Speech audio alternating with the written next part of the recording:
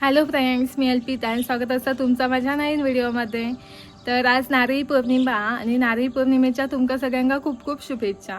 तर मालवणमध्ये ना नारळ लाडूचे मोठे स्पर्धा वगैरे असतात आणि त्याच्यानंतर समुद्रात नारळ पण अर्पण केलं जातं. तर आता आपण मालवणमध्ये कशी नारळी पौर्णिमा साजरी केली जातात आता बघूया. तर आज ह्यो सगळं अनुभव मी पहिल्यांदाच घेतला आहे. तर तुम्ही पण माझं ह्यो सगळं अनुभव माझ्यासोबत घेवा आणि त्यासाठी माझं व्हिडिओ शेवटपर्यंत नक्की बघा. तर चला आता आपण डायरेक्ट मालवणमध्येच भेटूया. तर चला. तर आता मी असते मालवणच्या समुद्र किनाऱ्यावरती आणि गर्दी तर खूप आहे, पण अजून काय पूजेक वगैरे सुरुवात झाली नाही. आणि असा माका समजला की पहिलो आधी नारळ ना तो किल्ल्यावरती दिलो जाता आणि मग तिकडे मग फटाकडे वगैरे लावले ना की मग बाकीची जण नारळ समुद्रात अर्पण करतात, अशी प्रथा. तर बघूया आता आपण कसा काय आता सगळा. तर श्रावण महिन्यातील पौर्णिमेक नारळी पौर्णिमा साजरी केली जाता आणि या दिवशी ना समुद्राची पूजा केली जाता आणि समुद्रात नारळ अर्पण केलं जाता आणि समुद्र शांत रवाक हो आणि मासेमारी चांगली सुखाची जाऊ होई अशी प्रार्थना केली जाता एकंदरीत. तर तुम्ही बघू शकता ही बघा हे पूजा चालू असता आणि ही पूजा केल्यानंतर मग समुद्रात नारळ अर्पण केले जातले. पण मी एक काका असत ना त्यांना विचारलंय तर त्यांनी माका काय सांगितलं नाही की पहिलो आधी नारळ हा ना तो किल्ल्यावर देतले किल्ल्यावरसून आणि मग तिकडे फटाकडे वाजतले. मग इकडे समजताला की किल्ल्यावर जो नारळ दिलो समुद्रात अर्पण केलो आणि त्यानंतर मग हयचे सगळे नारळ असत ना ते अर्पण केले जातले. तर अशी ती एकंदरीत प्रथा आहे सगळी. तर ही बघा तुम्ही बघू शकता हे पूजा सुरू आहे, पूजेचे सगळे विधी चालू असत. ही बघा तुम्ही बघू शकताच किती गर्दी आहे ती आणि गर्दी असल्यामुळे माका व्यवस्थित काही शूट करूक मिळणार नाही. माका जसा जमता तसं तोडक्यामुळे मी शूट करतोय. आणि हे बघा सगळे पूजेचे विधी चालू असत आणि आजूबाजू किती गर्दी आहे ती बघा तुम्ही. आणि तिकडे त्या बाजू पलीकडनं लोक बघतात असत आणि एका बाजूक त्यात स्पर्धा वगैरे पण सुरू असत, म्हणजे नारळ लढवण्याची स्पर्धा चालू आहे पलीकडे आणि पुन्हा कबड्डीची प्रॅक्टिस वगैरे पण सुरू आहे, असं सगळं सुरू आहे. तर बघूया आता आपण पूजा झाल्यानंतर मग काय पुढे काय प्रथा आहे ती.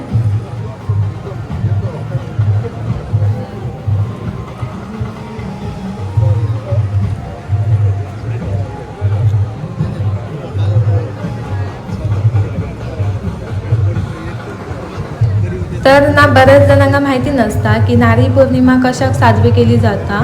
तर कोळी बांधव असतात ना त्यांचं सगळं जीवन समुद्राशी अवलंबून असतं, जवळून जोडलेला नाता त्यांचा जो काही उदरनिर्वाह असता ना त्याचं मोठं साधन म्हणजे मासेमारी. त्यामुळे समुद्र त्यांच्यासाठी केवळ पाण्याचं एक अथांग साठो नसून तर त्यांच्या जीवनाचा एक महत्त्वाचा भाग आहे. पावसाळ्यात समुद्र खवळलेलो असता, मोठे लाटा वारो आणि खराब हवामानामुळे ना या काळात समुद्रात जाणं धोकादायक असतं. त्यामुळे या काळात मासेमारी काही महिन्यांसाठी थांबवली जातं.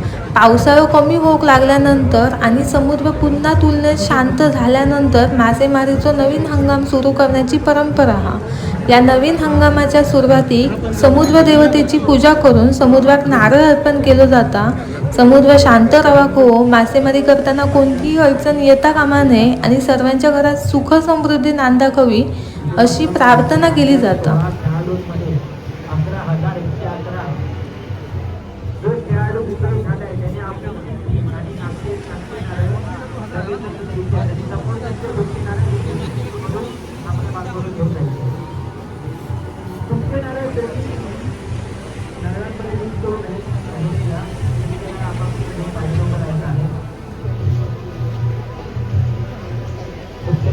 आपण घेऊन जायचं आहे की नोट घ्या. सर्व ठिकाणी मागताना सर्वांना. हे बघा इकडे ना कबड्डीच्या मॅच चालू आहे, प्रॅक्टिस.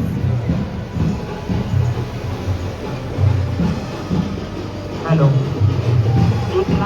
आणि या बाजूला पूजा वगैरे चालू आहे आणि बघा इकडे सगळे पब्लिक आणि तिकडे नारळ लढवायची स्पर्धा. आता सगळं असं वातावरण आहे ना की एका बाजूक कबड्डीची प्रॅक्टिस सुरू आहे तर दुसऱ्या बाजूक पूजा सुरू आहे आणि एका बाजूक तिकडे नारळ लढवण्याची स्पर्धा सुरू आहे, असं सगळं वातावरण. किती गर्दी आहे बघा.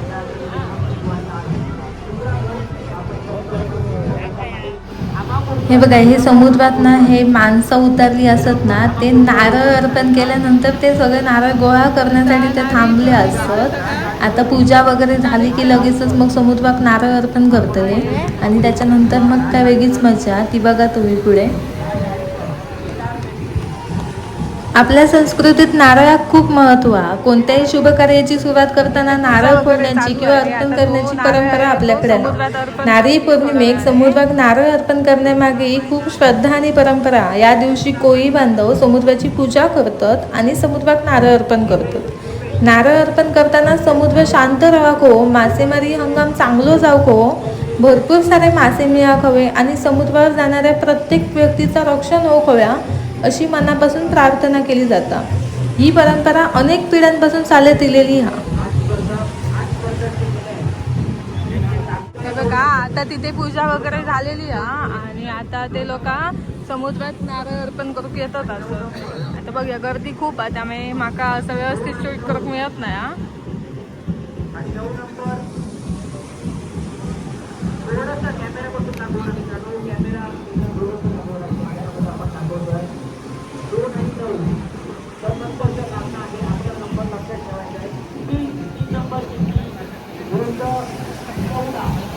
समुद्राची लाईन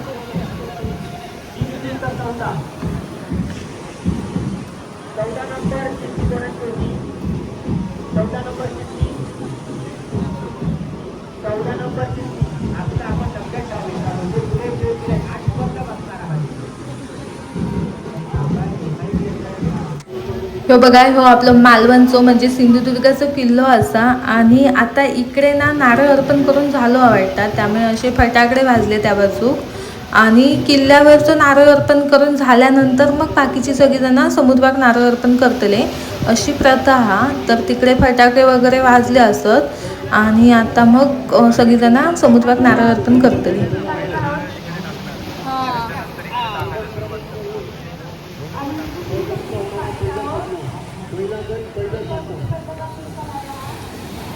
तिकडे किल्ल्यावरती पहिलं नारळ टाकला आणि आता त्यामुळे इकडे सगळ्यांनी नारळ समुद्रात अर्पण केले.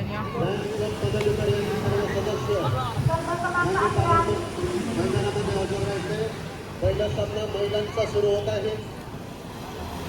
जय गणेश मालवण.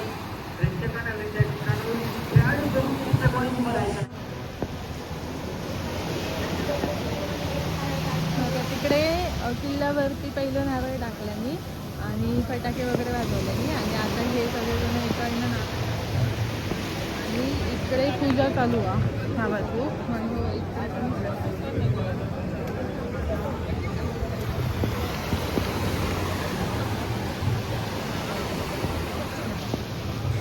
हे बघा, तुम्ही बघू शकताच तिकडे ना धूर दिसता, म्हणजे तिकडे आता नारळ अर्पण करून झालो त्यामुळे फटाके वगैरे वाजले, आवाज येलो आणि आता सगळीजणं मग नारळ अर्पण करतली असं समुद्रात. तर बघूया आपण कसा करता.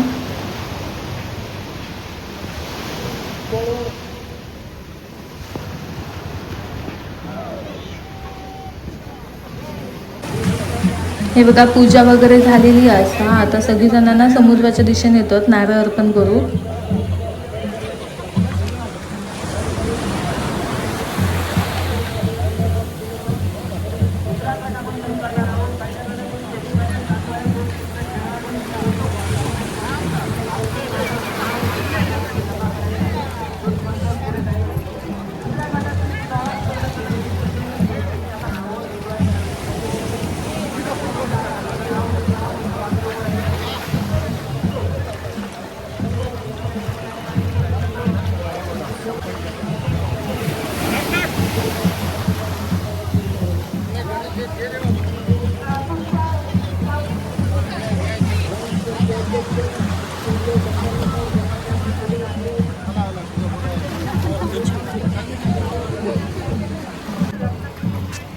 समुद्राच्या दिशेने अर्पण केलेले नारळ सगळीजण जमा करतात असत. तर आता आपण पण बघूया आपल्याला किती नारळ मिळतात ते. तर चला.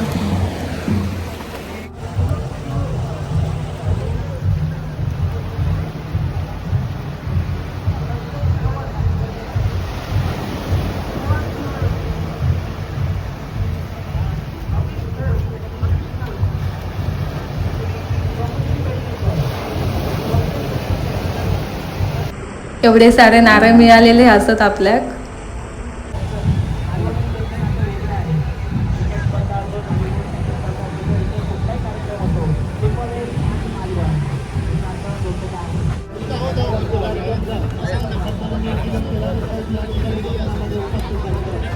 आता ना नारळ समुद्रात अर्पण करून झालेलो हा.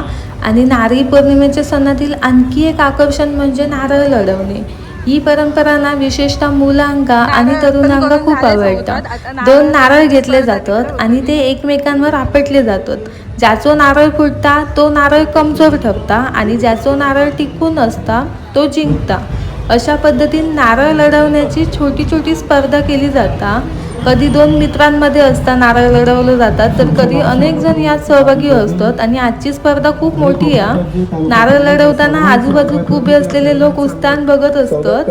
जिंकलेल्या व्यक्तीचा तर काय वेगळाच आनंद असता. ही एक साधी आणि मजेशीर परंपरा असली तरी त्याच्यामुळे सणातील उत्साह आणखी वाढता.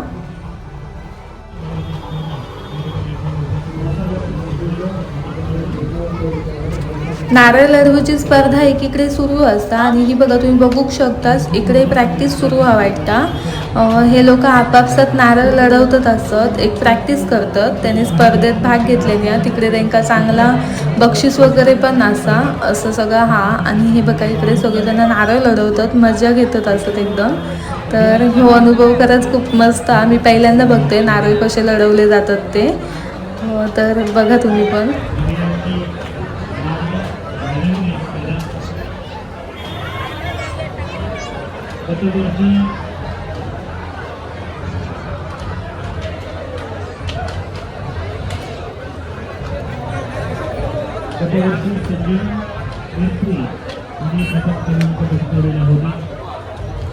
अगदी लहानांपासून मोठी सगळीजण खूप उत्सुकतेने ह्या स्पर्धेत सहभागी झाली होत वाटतं.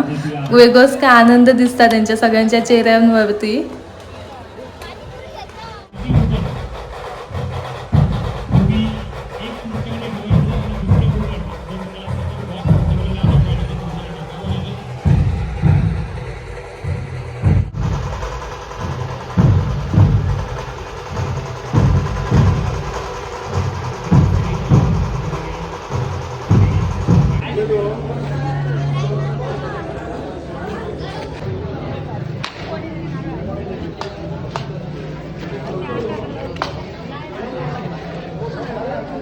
माझा रुमाल दे. डॉनी रुमाल दे.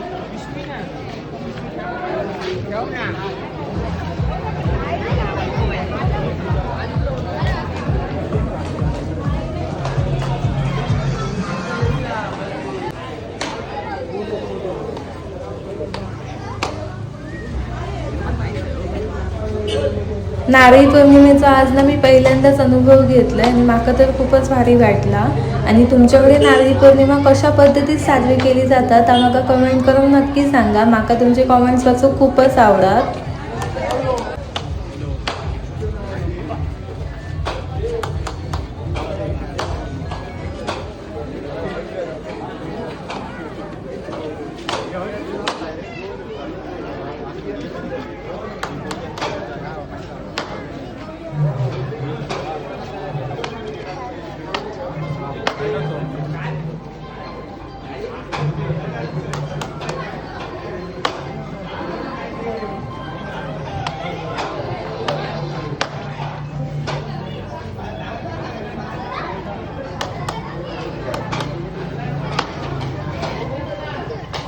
नारळ कसे लढवले जातात तर मी थोडक्या शूट केले असय. आणि नारळ लढवण्याच्या स्पर्धेकडून बरोच वेळा आणि माका घरी जाऊचा त्यामुळे मी स्पर्धेसाठी काय थांबत नाही असोय. पण हे जे काय त्यांची प्रॅक्टिस वगैरे सुरू व्हा ना त्याचा मी थोडा वेळ शूट केलं आहे. तर आता मी माझा व्हिडिओ हळूच थांबवतोय. तर चला तर मग बाय बाय. व्हिडिओ अशाच एका नवीन व्हिडिओमध्ये. आणि आजचा माझा व्हिडिओ तुमका कसं वाटलो तर कमेंट करून मला नक्की सांगा. Bye bye.